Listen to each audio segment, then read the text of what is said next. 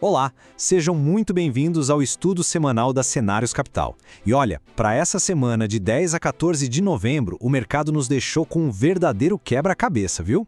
De um lado, a bolsa batendo recorde e do outro, os juros lá nas alturas. Vamos entender juntos o que está por trás disso. É importante lembrar que todo o nosso estudo aqui é fruto das observações do mercado até o dia 7 de novembro. A nossa ideia é justamente condensar os principais movimentos e sinais para ajudar a gente a navegar melhor na semana que se inicia. E a grande questão da semana é exatamente essa: bolsa em máxima histórica e, ao mesmo tempo, a Selic em 15%. O que será que os mercados estão sinalizando? Porque parece uma contradição, né?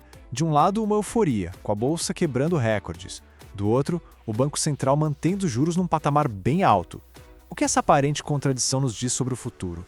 Vamos mergulhar nisso? Para a gente conseguir entender esse cenário, vamos começar olhando para os grandes destaques da semana. É basicamente uma história de dois mercados.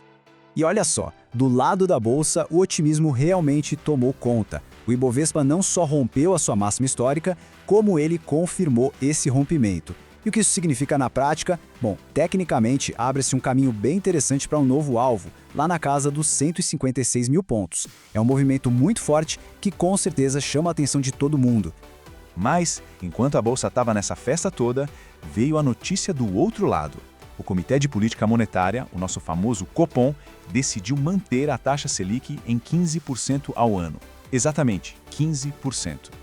Ok, a manutenção da taxa em si não foi uma grande surpresa. O que realmente chama a atenção aqui é a expectativa do mercado de que ela vai ficar nesse patamar por um bom tempo, viu? Estamos falando de um período prolongado, talvez até 2026. E o motivo principal para isso? A persistente preocupação com o cenário fiscal brasileiro.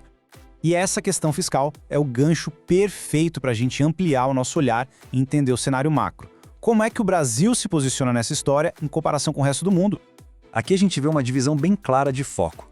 No nosso lado, aqui no Brasil, a atenção é interna.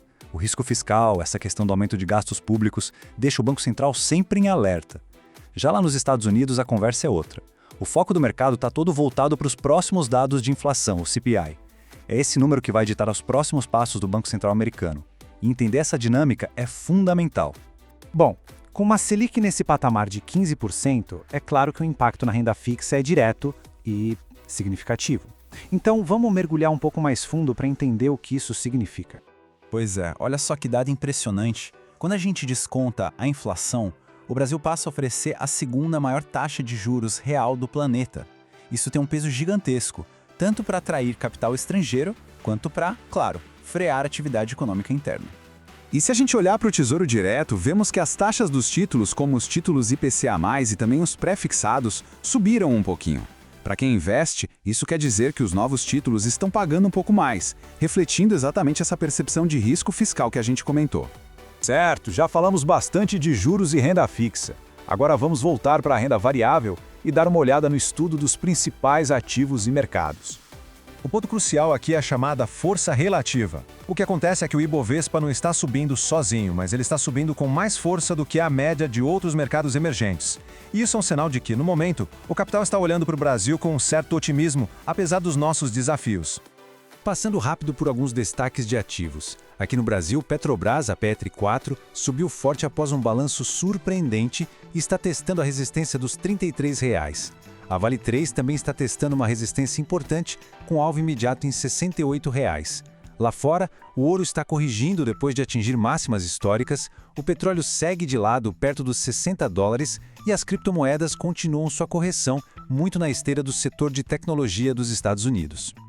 Mas afinal, dentro do Ibovespa, quem é que está realmente puxando essa alta? Vamos dar uma olhada na força de cada setor. A dinâmica interna do mercado é bem clara. Os setores que estão com força acima do Ibovespa, ou seja, liderando a alta, são o imobiliário, utilidade pública, energia elétrica e o financeiro. Por outro lado, os setores que mostram uma força relativa menor, que estão ficando um pouco para trás, são os de consumo e varejo e o de materiais básicos. Ok, agora que a gente juntou todas essas peças, qual é a perspectiva que podemos traçar para a semana que vem? Bom, de um lado, temos fatores que favorecem a bolsa. A tendência de alta está forte e a expectativa para a nossa inflação aqui no Brasil é positiva. Do outro lado, os riscos que precisam ficar no radar.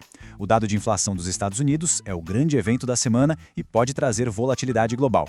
E claro, o nosso risco fiscal doméstico continua na mesa, junto com possíveis dados fracos vindo da China. Então, o resumo do nosso estudo é este. O viés para a bolsa continua sendo de alta, mas é preciso ter atenção, pois o movimento já está esticado. No mercado, isso significa que a alta foi muito rápida e pode estar vulnerável a uma correção. Portanto, ter uma estratégia bem definida e tomar decisões racionais é mais importante do que nunca.